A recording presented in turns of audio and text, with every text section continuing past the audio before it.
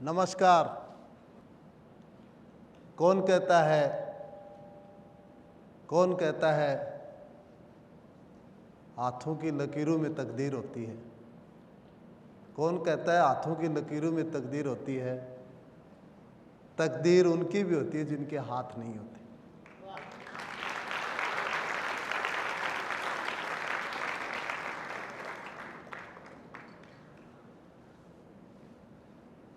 मैं बताना चाहता हूं आपको, मैं भी एक सामान्य बच्चे जिस हिसाब से लाइफ जी रहे थे उसी हिसाब से मैं भी मेरी ज़िंदगी जी रहा था। लेकिन ज़िंदगी में एक ऐसा मोड़ आया जिसने एक दिन में सब कुछ बदल दिया। 10 साल की उम्र में मुझे बिजली का करंट लगने से मुझे लेफ्ट हैंड गंवाना पड़ा था। 10 साल की उम्र में जब आपका एक हाथ ना हो, और ये आज से 30 साल पहले की बात हो, वो भी ग्रामीण परिवेश से, और वो भी राजस्थान, तो चैलेंज में तो कोई कमी नहीं थी। हर कोई ये कहता था कि इनकी लाइफ बर्बाद हो गई, और मैं वो सुनता था। आप सोचिए, जब आपको पर डे 10, 5, 2 ये कहते हैं कि इनकी लाइफ बर्बाद हो गई, वो मात्र 11 साल का बच्चा, तो शायद उन पे क्या गुजरेगी। वहाँ से मैंने पॉजिटिव सोचा और मैंने कहा मैं अच्छा करूँगा। 16-17 साल की उम्र में मैंने, जब मेरे को बहुत से लोग कमज़ोर कहते थे तो माइंड में आया कि कमज़ोर नहीं कहलाएंगे। अब आप IAS, IPS या और सेक्टर में जाओगे तो कमज़ोर तो कहेंगे आपको। तो मैंने कहा मैं खिलाड़ी बन के दिखाऊंगा। 17 साल की उम्र में, 16 साल की उम्र में जब गेम की एक शुरुआत की, सरकारी स्कूल में पढ़ता था, तो मुझे आज भी याद है जब पहली बार मैंने जेवलिन उठाई थी तो मेरे से इतने क्वेश्चन हुए कि आपका ग्राउंड में क्या काम है, आप तो दिव्यांग हो, आप जाइए क्लासरूम में। लेकिन मैं वहाँ नहीं रुका। वहाँ मुझे जेवलिन नहीं मिली, लेकिन मैंने मेरे घर पे आके एक लकड़ी के भाले से शुरुआत की। उसको भाला बना करके, मुझे आज भी याद है 10वीं कक्षा में मैं डिस्ट्रिक्ट का चैंपियन बना, सामान्य खिलाड़ी हूँ।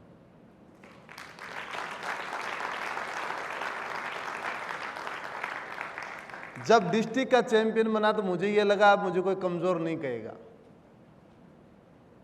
कई बार पूछते हैं कि जेवलिन क्यों चुना,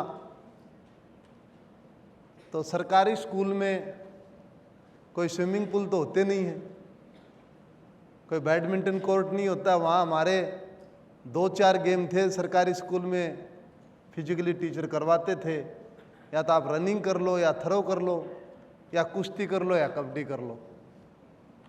लगभग बगैर इक्विपमेंट के गेम थे हमारे पास। लेकिन मैंने सोचा कि अब मुझे मेहनत करनी है, और पहली बार 2002, आज भी मुझे याद है, एशियन पैरा गेम्स बुसान दक्षिण कोरिया में हो रहे थे। मैं कॉलेज स्टूडेंट था, यानी मैं आपके दौर से गुजर रहा था। जब मैं कॉलेज स्टूडेंट था, मेरा सिलेक्शन हुआ। मेरे फादर साहब मेरे साथ थे दिल्ली में। जब मैंने किट पहनी इंडिया की, और उसको मैंने 3-4 बार पहनी, तो मेरे फादर साहब ने कहा कि क्या है आपकी, ये छोटी है या बड़ी है, क्या दिक्कत है।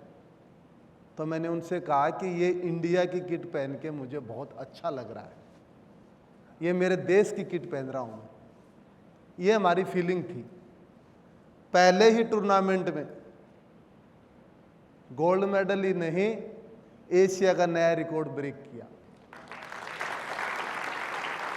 ये मेरी लाइफ की ओपनिंग इंटरनेशनल 2003 में लगातार ब्रिटिश ओपन एथलेटिक्स चैंपियनशिप में, यूके में हो रही थी बर्मिंघम में, और मैंने गोल्ड मेडल ही नहीं, नया वर्ल्ड रिकॉर्ड ब्रेक किया। 2004 एथेंस पैरालंपिक थे। एथेंस पैरालंपिक में मैं इंडिया टीम का ध्वजवाहक था, और मैंने सोचा इस दुनिया के सबसे बड़े टूर्नामेंट में मुझे गोल्ड मेडल जीतना है।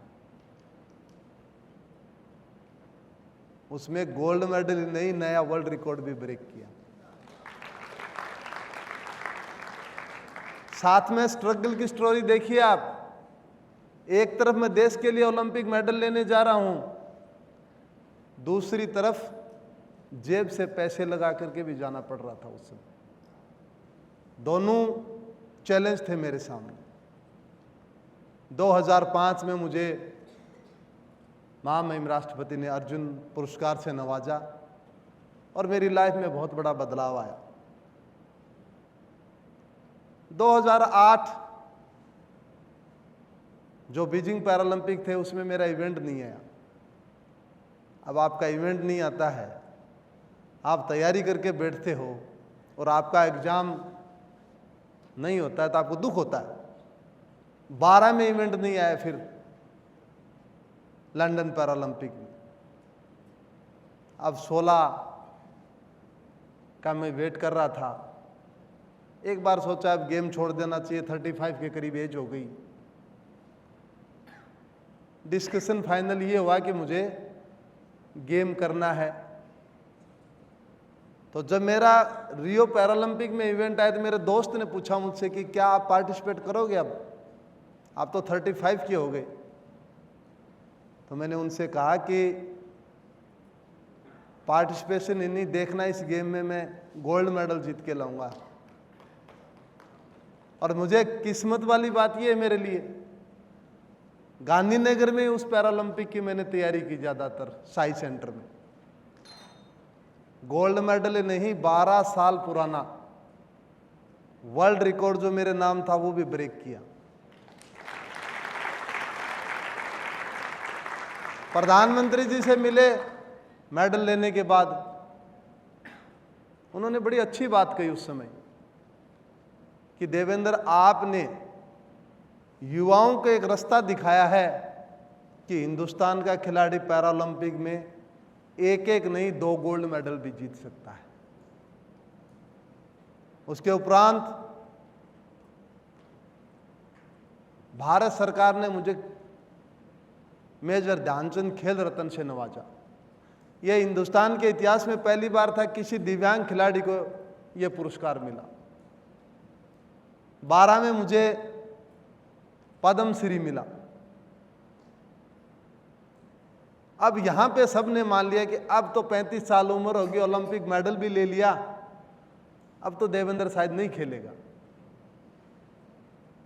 तो मैंने देखा कि मेरी उम्र 39 के आसपास जा रही थी टोक्यो पैरालंपिक के समय। चैलेंज था बहुत ज्यादा, लेकिन मैंने निश्चय किया कि मुझे टोक्यो की तैयारी करनी है। टोक्यो जाने से पहले प्रधानमंत्री जी ने टीम से बात की, विशेष तौर पे मेरे से बात की कि देवेंद्र, मुझे पता है शायद हो सकता है लोग कहते होंगे आपकी एज 39 के आसपास हो गई, लेकिन आप उम्र को हरा करके मेडल जीतोगे, मुझे कॉन्फिडेंस है। और मुझे साथ ये भी बताओ कि आप ये कैसे इस उम्र से कैसे हरा पाते हो आप? तो मैंने उनसे कहा कि सर, जिंदगी में सबसे जो जरूरी चीज है, ये मैं आपके लिए भी कह रहा हूं, आपका डिसिप्लिन, आपका डेडिकेशन, आपका जुनून, ये आपको आगे लेकर के जाएगा। टोक्यो पैरालंपिक 20 में होना था, कोविड का दौर आया, 1 साल और आगे खिसक गया।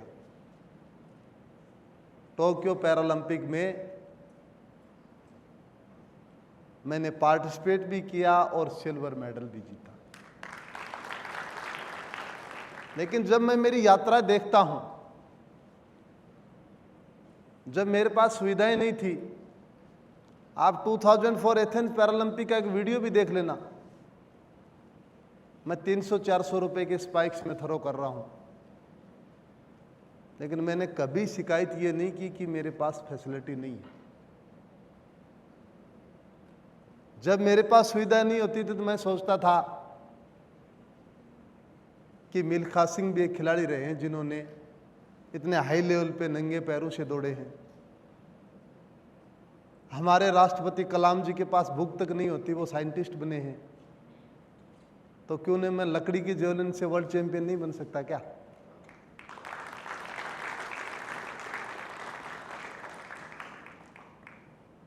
इस यात्रा में, सक्सेस में, मैं जब देखता हूं, आज मैं आ रहा था तो मुझे 2 स्टूडेंट मिले। मैंने उनसे एक बात कही कि आप आईआईटी स्टूडेंट हो सकता है आपको यह लगे कि पढ़ाई का बहुत लोड है, लेकिन मैं बताना चाहता हूं पढ़ाई खत्म होने के बाद ये लोड आपका डबल हो जाएगा। जब आप काम करोगे आपके पास समय नहीं मिलेगा, तो उसको भी देखना है आपको। जब मैं पूरे देश में जाता हूं, व्यस्तता रहती है। अब प्रेसिडेंट हूं पैरालंपिक कमेटी ऑफ इंडिया का। जब मैं प्रेसिडेंट बना तो हमारे 7 महीने बाद में पैरालंपिक थे, पेरिस पैरालंपिक, और मैंने एक प्रेस कॉन्फ्रेंस की थी दिल्ली में। उस प्रेस कॉन्फ्रेंस में मैंने बोला कि हम 25 से ज़्यादा मेडल जीतेंगे पेरिस पैरालंपिक में। तो मीडिया ने मुझे हंस के कहा कि देवेंद्र जी, आज तक के इतिहास में 60 साल में आपने 29 मेडल जीते हैं, तो क्या अकेले पेरिस पैरालंपिक में आप 25 मेडल जीत पाओगे? तो मैंने जवाब दिया, 25 नहीं कह रहा हूं मैं, 25 प्लस कह रहा हूं। 25 नहीं कह रहा हूं मैं, 25 प्लस कह रहा हूं। और हमने 29 मेडल जीते।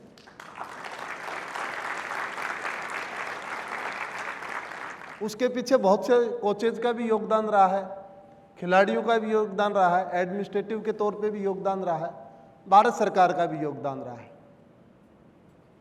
और एक बात और मैं कहना चाहता हूं, आपको सक्सेस होने के लिए 2-3 चीजों का ध्यान रखना पड़ेगा। एक तो जो आपके अंदर भय है ना, खोने का डर रहता है अंदर थोड़ा सा, वो मेरा डर 10 साल की उम्र में निकल गया था। 10 साल की उम्र में जब मेरा हाथ चला गया तो मैंने सोचा कि जिंदगी में मेरे पास अब खोने के लिए कुछ नहीं है। तो मैं विशेष तौर पे यूथ से कहना चाहता हूं, आप खोने का डर है ना, उसको निकाल दो। कॉन्फिडेंस में रहो आप कि हम करेंगे, बेस्ट देंगे हम। और दूसरा, बहुत बड़ी ताकत है वो आपका अनुशासन। आपका जो अनुशासन है वो आपको बेहतर बनाता है। और तीसरी चीज, आपका जुनून। काम के प्रति आपके अंदर जुनून होना चाहिए कि मुझे ये करना है। जब मैं ट्रेनिंग करता था तो हमारे स्टोर रूम होते हैं जेवलिन रखने के लिए। मैंने स्टोर रूम में कभी जेवलिन नहीं रखा। तो मेरे से पूछा खिलाड़ियों ने, कोचेज ने, मेरे फिजियो ने कि आप स्टोर रूम में रखा करो जेवलिन को, आप अपने रूम में क्यों लेकर के जाते हो? तो उनसे मैंने कहा कि मुझे 24 घंटे मेरा टारगेट नजर आना चाहिए। ये नजर आनी चाहिए, जेवलिन मुझे दिखाई देगी जब रात को 2 बजे मुझे जाग आएगी तो ये सामने मुझे नजर आएगी, ये मेरा टारगेट है। टारगेट जरूरी है जिंदगी में। और खिलाड़ी को या किसी भी देशवासी को, विशेष तौर पे खिलाड़ी को, जब मुझे पूछा गया एक बार कि देवेंद्र जी सबसे अच्छा पल बताओ, लाइफ का सबसे बड़ा कौन सा पल रहा आपकी जिंदगी में? इतने बड़े बड़े अवार्ड मिले, पद्म भूषण मिला आपको। तो मैंने बताया एक बार कि जब हम विदेश में खेलते हैं और हम गोल्ड मेडल जीतते हैं, और जब वो मेडल लेते हैं, मेडल सिरोमनी में जाते हैं हम, और जब वो मेडल पहनाने के बाद जब वो राष्ट्रीय गान होता है मेरे देश का और मेरा तिरंगा सबसे ऊपर जाता है, उससे बड़ा दिन मेरे इतिहास में खुशी का कोई नहीं।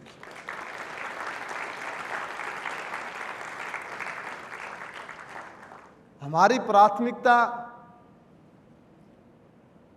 हमारा देश होना चाहिए, देश की भावना होनी चाहिए, राष्ट्रीयता की भावना होनी चाहिए हमारे अंदर।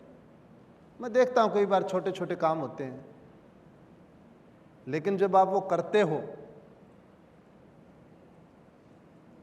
सब मिलके करते हो, तो वो काम बहुत बड़ा हो जाता है। हमारे देश में जैसे स्वच्छ भारत अभियान चला था, पूरे देश ने उसमें पार्टिसिपेशन किया था, अच्छा लगा मुझे, और पूरी दुनिया ने सराहना की उसका। अब इंडिया का वो समय आ गया है कि हम दुनिया में आगे बढ़ करके काम करेंगे। देश उस श्रेणी में हमने, खास करके मैं अभी पैरा जो इवेंट हुए हैं दिल्ली में, वर्ल्ड ग्रांड प्रिक्स हुई है पैरा स्पोर्ट्स की, पहली बार इतिहास में भारत में ऐसा टूर्नामेंट हुआ जिसमें 20 राष्ट्रों ने भाग लिया। तो हम लीडरशिप कर सकते हैं। अब आप इतनी संख्या में हो यहाँ पे, और एक ऐसे इंस्टीट्यूट से आप निकल करके जाओगे, मुझे उम्मीद है इस दुनिया में, देश में नहीं, इस दुनिया में आप सभी लोग भारत का मान सम्मान बढ़ाएंगे, और आने वाला समय मेरे देश का होगा, मेरे राष्ट्र होगा, ऐसे मैं आपसे उम्मीद करता हूँ। मुझे आप लोगों ने इतने गौर से सुन रहे थे, इसके लिए आपको बहुत बहुत धन्यवाद।